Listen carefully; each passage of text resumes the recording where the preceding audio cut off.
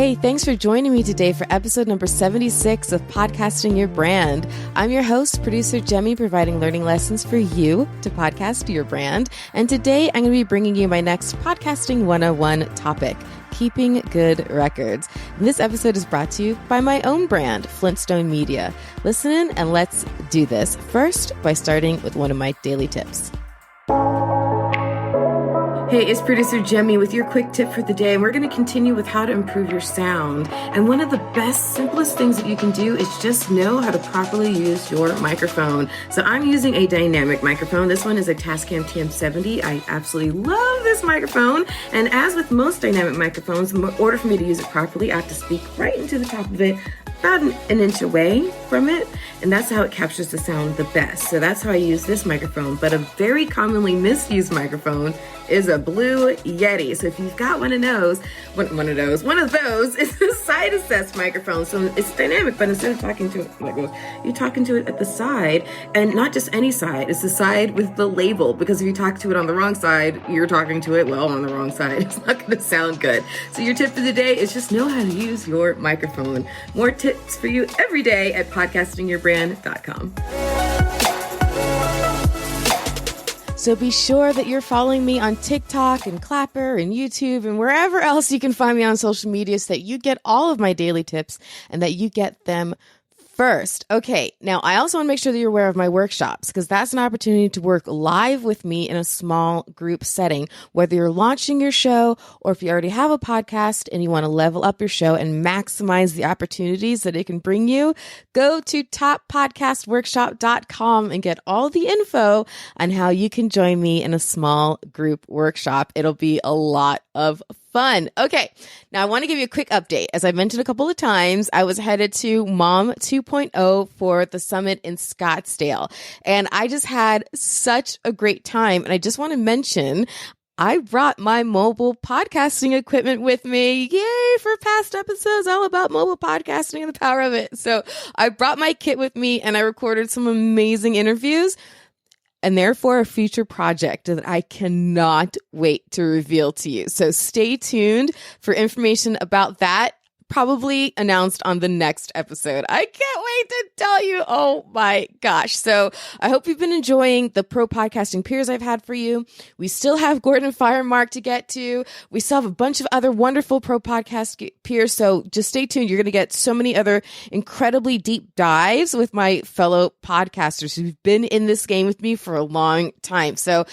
But first, let's get on to today's lesson. So today's lesson, it's really, really essential. And it's something that I've been building up for years, because in order to create really great continuity for your listeners, you want to be able to reference past episodes and reliably reference them, okay, in order to create that continuity for them. So there's a lot of reasons why you want to do this, and it's really simple to do, but very, very powerful. So let's get into talking about the key to that continuity: keeping good records. So yes, if you can keep continuity in your show for your listeners, what it does is it gives a really solid impression that you know what you're talking about, because you have depth and breadth to your experience, and it goes back way deep, past episodes deep. It couldn't be contained in a single episode because you know so much, right? Or it gives the continuity of an experience for your listener, and it makes them want to be more part of it by maybe listening to past episodes. So the more that you can reference past episodes, the better. You hear me do this all the time. Actually, I'll say it all the time. I'll be doing an episode on something, and I'll say, I'll take a deeper dive into this in a future episode. Or in reverse, I'll be recording an episode. I'll say, remember when I mentioned this on episode blah, blah, blah? And it drives people to that back episode. So you want to mention the episode, and you want to include a link to whatever episode you're referencing in your show notes. So that's it. Easy peasy. End of episode, and we're done. End of lesson. No, we're not. We're just getting started. So let's talk about a couple of reasons why you would want to reference a past episode, and then the process of doing it. Okay. So first of all, like I said, taking deeper dives. I love that. So sometimes you're doing an episode on topic A, and in fleshing out topic A, there's a piece of that where if you could do a whole tangent, a whole deep dive on it, but it would take that episode way out of scope. So you say, as I said many times on this show, I will do a deeper dive on this in a future episode. Okay. So then you take that idea and you jot it down and you add it to your living list of ideas that you've been brainstorming this whole time that I've been teaching you how to podcast. Okay. So add it to your living list. And when you're ready to cover it in the future episode, then now you know, hey, remember when this episode is going to be a continuation of, remember when I covered this on episode 43, I started talking about blah, blah, blah, and I promised I would take a deeper dive into just how to do this or that, or the other thing. Well, this is what we're going to be talking about today. And then you include that link to the past episode in your current episode. And then when people are now listening to your current episode, whether it's the first time they've heard an episode of you or they've heard to a few, if they've missed that back one, they're going to go back and listen to it. They're going to find it. They're going to check it out and they're going to listen to it. So deeper dives are a great reason to need to do this. Okay. Now, let's say you also have had a guest on in the past that you're having them on again. There might be a reason to revisit their story. There might be a milestone or an update they want to share, or perhaps they have a breadth of expertise that allows you to bring them on over and over again for different reasons to contribute content to your show and give value to your listeners. For whatever reason, you might have a guest on over and over again. Okay. So you want to invite your listener to go listen to the past episode that guest was on before, so that they can understand the full journey of that guest or understand the full breadth of knowledge of that guest. So by taking note of anything important that you want to bring back up on this episode that you've mentioned on the past episode, you can reference it by saying, hey, this person was on episode 37 and we briefly mentioned this other thing that you can do. Well, I know a lot of you had a lot of questions. I got those questions rolling in. So we're having them on now on this episode. We have them back. But if you want to listen to the original episode, go back to episode 37. And then you put episode 37 in your show notes. Easy peasy. Okay. It creates this continuity, as I've mentioned, which is really, really strong because, again, it drives people to your back catalog. It adds to the impression of breadth and depth of knowledge and the overall experience of it being this full show and with longevity and all of these things, right, that just get implied the minute you mention a past episode. So speaking of this continuity, there's a third reason, not just taking deeper dives, not just having a guest on again, but you also might have built into the format and programming of your show something that is repeated, something that is, whether it's a repeated segment that you visit every month, or it's an episode type that you visit every quarter or every year. You want to be able to have that episode make sense because you're able to reference the past episodes. So, for example, my very first show, Curve the Cube, every single year for my birthday, I would ask a friend of mine to turn the tables and interview me. So in September, I dropped an episode every year on my birthday that was an interview of me. And then I would mention past episodes where they could listen to more of my interviews of me on Curve the Cube. And then the past episodes from the past birthday celebration year episodes were in the show notes so people could go listen. So that was one way that we do it. So that was kind of a repeated episode, annual episode.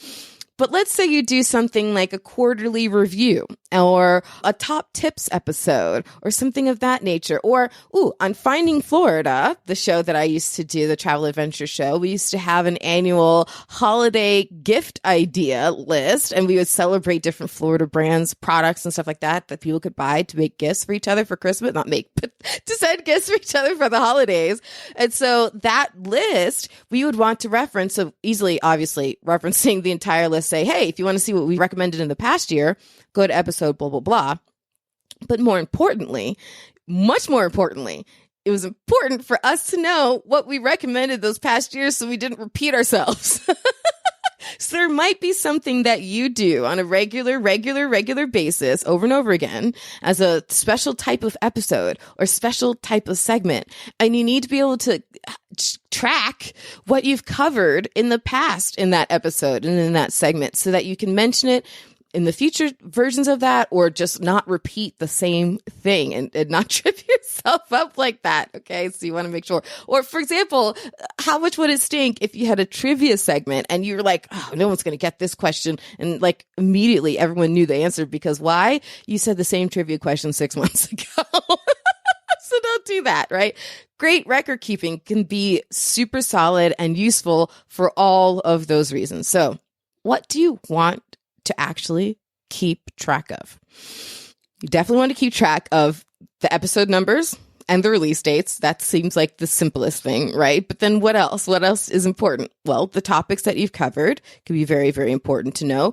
The guests that you've had on, and topics covered can be as simple as the title of your show. But if you know your titles are a little bit more clever, whatever, then just put the topics in too. But also the guests that you've had on, you want to make sure you keep track of which guests have been on when. And also, if it's important, you might also want to know when you recorded your episode or where you recorded your episode, depending on your show. So those are going to be things. So anything that is very basic, generic, episode number, date, recording date, topic, guest, But then anything that might be specifically important information for you, like the location you recorded at, if that's important to your show, or in this case of this show, I track what my topics are, but I also, and of course my pro podcasting peers, what episodes they show up on and what topics I discuss with them. But I also track, this is probably the most important thing that I track for this show, which daily tips I include in each episode. So I include a daily tip at the top and the bottom of every episode, and I don't want to repeat it. I don't want to throw you the same daily tip on more than one episode. So I track that. Which daily tip do I include in each episode? So now it brings us to how to keep track. Okay, now I've done this a few different ways over the years, and it's all been dependent on the show that I'm working on, and sometimes it's the client. They have a preference. So take these ideas and you pick which one works best for you and your show and your team and your co-host and whoever else might be involved. All right. So one of the preferred ways that my clients have is Google Docs. We use Google Docs all the time. The reason we use Google Docs is so if you have a Gmail account, or if you don't, create one, it's free. But Google Docs is really great because it's essentially Google's version of Microsoft Word. And you can create the document. It's online, so it's shareable with whomever you want, but also private. So you can keep it private and only share it with specific people. And then in real time, so let's say you have a co-host or something like that, in real time, you can actually see any changes you guys are making to that document. But I like you Google Docs because of that fact. So I'll make my production notes for every single episode in Google Docs. A lot of my clients like to do that too. So the production notes have all the details of their guests and all that kind of stuff. All that information is in there. A production notes document for each episode. So it's online, accessible from anywhere. It's searchable. So if you want to know when's the last time you talked about cake toppers, if you're in a wedding business podcast, I don't know, you can quickly search your all your Google Docs for cake toppers and see what episodes it pops up in, something of that nature. So it's private, it's shareable, it's searchable, all those things. I love Google Docs. An option I love just a little bit more though is still made by Google, still free, still in the same suite of apps, but it's hardly known. It's called Sites, Sites. Okay, Google Sites. Now, Google Sites is essentially a website builder, but it's the most basic, rudimentary website builder ever. Okay. But the reason I like it is it's very similar in functionality to, as far as just basics. You don't need a whole lot of bells and whistles. So it's essentially the same in functionality to Google Docs, in that it's online, it's searchable, it's private, but you can also share it with people. But the reason for me that this edges out Google Docs just slightly. So the way that I have it organized, Google Docs, I have each Google Doc. If I'm using Google Docs for a show, I'll have the production notes in each doc for each episode in that episode's folder. So the episodes folder has all the audio, the episode art, anything else, including the production notes on a Google Doc. When I use Sites, though, it's one singular website. And then you can create a separate page for each episode. So the reason I like that better, and you can create a template, don't have to recreate the wheel, just lather and repeat. Create a new page from a template page. But once you have your pages in there, you can build out a separate page for each episode. That's what I do. The reason I like it a little bit better, so far it sounds very similar to Google Docs. The reason Site's a little better is because it's all in one place. So yes, you could say, well, I could just throw all my Google Docs in one place. That's true. But I have a tendency to like to have, when it's Google Docs, I don't know, I like the document in each episode's folder. But that means they're all now separate. Whereas in Sites, it's all one place, like any kind of website tree you would see. There's a home page and then a page for every episode. So now I can search in one place to see, when's the last time I talked about parenting interracial children? I don't know. Like, when's the last time I talked about making a good hit on the football field or whatever, right? You can just search in one place for that. So it's not all these separate docs. So I like Google Sites. Okay, enough about Google Sites. I also really like spreadsheets. Again, this will be very, very dependent on what you're using it for. So for this show, in this case, I do happen to use Google Docs. I know I just went on and on about how I like Google Sites. For every other show, I've used Google Sites. For this show, I prefer Google Docs. But then I also have a spreadsheet. And on my spreadsheet, it's less for keeping the detailed notes, which are in the full production notes on Google Docs or Google Sites. In the spreadsheet, it's just the very basic field info. So very specific details like the episode number, release date, and those kinds of things. So what I use it on for this show is to track in one place. My eyeballs can just look up and down which episodes had guests on them and which guests they were, which daily tips were included in each episode, and what the topics were. So I have a spreadsheet with that, so I can just quickly, easily in one place, my brain can see it from like 1,000-foot view, my full show's content overall, and kind of plan things accordingly moving forward. But having that document there means that anytime I then would have, let's say, Sean Savage on again, I would be able to say, well, make sure you go back to episode 75 when I had Sean Savage on before and we talked about using music in your podcast. That's actually an accurate reference. So if you want to go back to episode 75, you can listen to Sean Savage and I discuss how to use music in your podcast. You see? And I know that because I keep good records. See what I did there? So what did I say? Google Docs, Google Sites, and spreadsheets. And the spreadsheets in Gmail, just so you know, in Google, their version of it is just Sheets. It's just called Sheets. It's essentially the equivalent to Microsoft Excel. All right. But it really can be anything, any tool that you want to work with that seems intuitive to you and will work for you and your team, or just you, whatever. But it's just something digital so you can access it anywhere, and searchable so that you can actually get the benefit of finding the information that you're tracking. Okay, digital and searchable. Now, just a quick reminder of how to share the information. I mentioned it at the very top of the episode, but a quick reminder never hurts. So when you're going through your current episode and you're talking about something and you want to make a reference to a past episode, make sure you mention it in your episode. Say, this was referenced in episode number 25. So reference it with the episode number. Reference it with the episode title, if you can remember that. Like I just referenced Sean's episode a moment ago. I said it's called Using Music in Your Podcast. I said it's about using music in your podcast, but it's also called, conveniently enough, Using Music in Your Podcast. So mention it in your episode number, episode title. But also include it in the show notes. So in your show notes, include a link, say episode number, with the title, and then have a link right through for your listener. That way, super easily, they can, in the podcast player or website they're already listening to you on, just tap in and check out that past episode really conveniently. All right. Final thought for you here. One more thing that keeping good records helps you do, because like I said, it helps create this continuity, this impression of depth of experience, this full experience, right, for your show. One other thing it does. It also helps you celebrate milestones with your audience, a topic that I'll be covering on a future episode.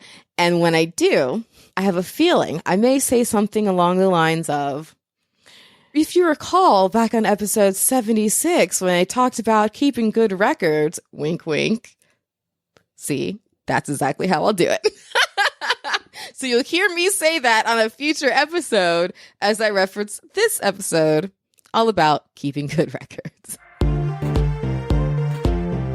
All right, now let's end with one more of my daily tips. Be sure that you are following me on social media and everywhere so you get all of my daily tips and you get them first. And if there's a tip that you want me to share or something you want me to talk about on a future episode, or if you want your show featured as a show that is growing with this show, on podcastingyourbrand.com, I can put a little thumbnail of your show art and have it click right through to your show. If you want that, email me, Jaime, Jaime at flintstonemedia.com, and I'll be happy to do any of the above for you. Super excited to connect. Or if you just want to send me a message and say hello, I'd love to get that as well. And I cannot wait to tell you very, very soon what the project is that I started recording for at Mom 2.0. I cannot wait to drop that information for you. Hopefully, cross my fingers, I will be able to do that next week. Okay.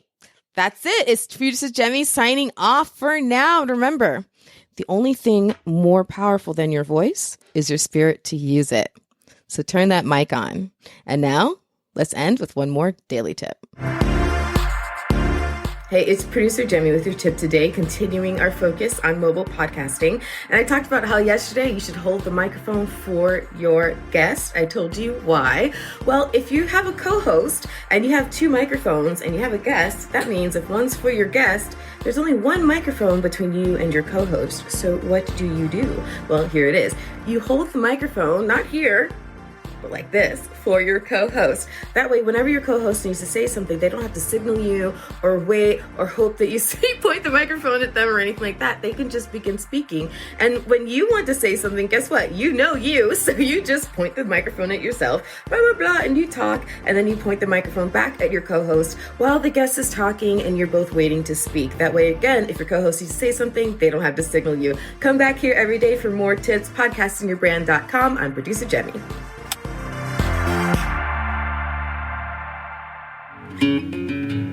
Flintstone Media has been building brands through the power of podcasting since 2014, serving as an award-winning and highly resourceful podcast production house and consultancy firm. Work with producer Jaime, a leader in the podcast industry, and add a new podcast to your brand's content offerings. From show development and setup through recording and distribution, producer Jaime and her team will lend their experience launching dozens of successful podcasts and producing thousands of episodes, making creating your show a simple and easy turnkey process for you. Visit flintstonemedia.com for podcast samples. That's flintstonemedia.com.